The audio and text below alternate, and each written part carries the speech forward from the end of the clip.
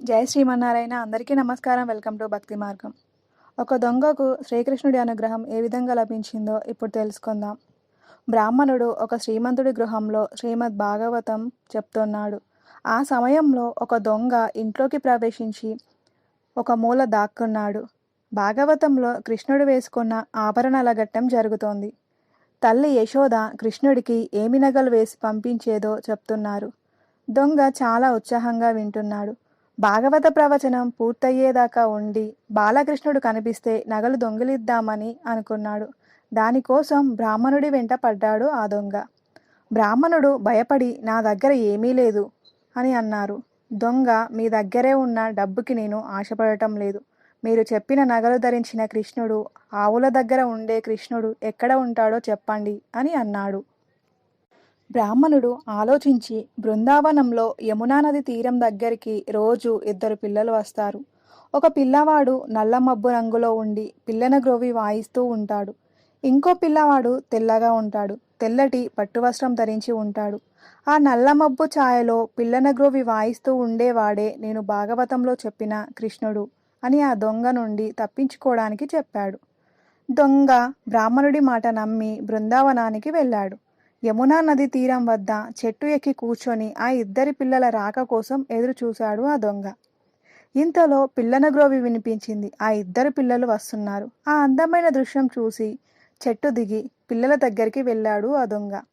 బాలకృష్ణుని చూడగానే దొంగ మనసులో ఆనందం కలిగి అతని కళ్ళమ్మట నీళ్లు కారుతూ, ఏ తల్లి కన్న బిడ్డో ఇంత అందంగా ఉన్నాడు అని అనుకున్నాడు. ఈ విధంగా దొంగ ఆలోచనలో మంచి మార్పు కలిగింది. అతను వెళ్ళి బాలకృష్ణుడి చెయ్యి పట్టుకున్నాడు. కృష్ణుడి స్పర్శ తగలగానే దొంగ చేసిన పాపములన్నీ కరిగిపోయాయి. ఎంత అదృష్టవంతుడో కదా ఆ దొంగ.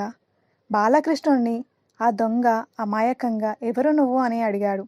అమాయకంగా కృష్ణుడు, నిన్ను చూస్తుంటే నాకు భయం వేస్తుంది, నన్ను వదిలి వెళ్ళిపో అన్నాడు. దొంగ, ఆలోచనలతో నిండి ఉన్న నా మనస్సు వల్ల నేను నీకు అలా కనిపిస్తున్నాను, నన్ను వదిలి వెళ్ళిపో అని మాత్రం అనకు అని ప్రాధేయపడ్డాడు. అప్పుడు బాలకృష్ణుడు దొంగకి అతను వచ్చిన పనిని గుర్తు చేసి తను వేసుకున్న నగలన్నీ ఇచ్చాడు. అప్పుడు దొంగ, ఇలా మీ నగలన్నీ నాకు ఇచ్చేస్తే మీ అమ్మ మిమ్మల్ని కోప్పడదా అని అడిగాడు. దానికి కృష్ణుడు, ఏమీ కోప్పడదు, ఎందుకంటే నా దగ్గర చాలా నగలున్నాయని బదులిచ్చాడు.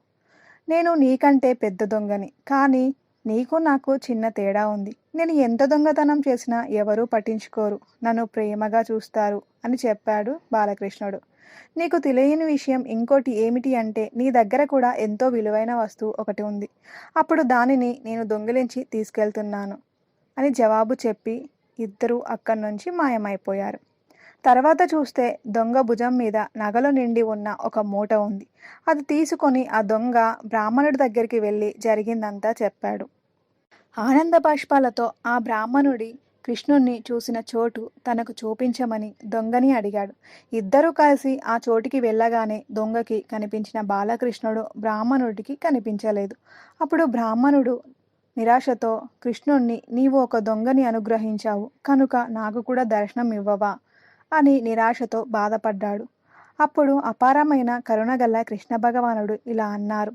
నీవు భాగవత పురాణమును కేవలము ఒక కథగానే చదివావు, కానీ దొంగ నువ్వు చెప్పిన కథని, మాటలని మనస్ఫూర్తిగా నమ్మాడు. అపారమైన నమ్మకం ఉన్న చోటే నేనుంటాను అని బాలకృష్ణుడు బదిలిచ్చాడు. ఇందులో నీతి ఏంటంటే, పురాణాలను చదవడమే కాకుండా దానిలో ఉన్నవి అనుభవించడం నేర్చుకోవాలి. ఫ్రెండ్స్, దొంగ కృష్ణుడి కథ విన్నారు కదా. Thank you friends. మీకు కనుక ఈ వీడియో నచ్చినట్లయితే లైక్ చేయండి, షేర్ చేయండి, సబ్స్క్రైబ్ చేయడం మాత్రం మర్చిపోకండి. Thank you.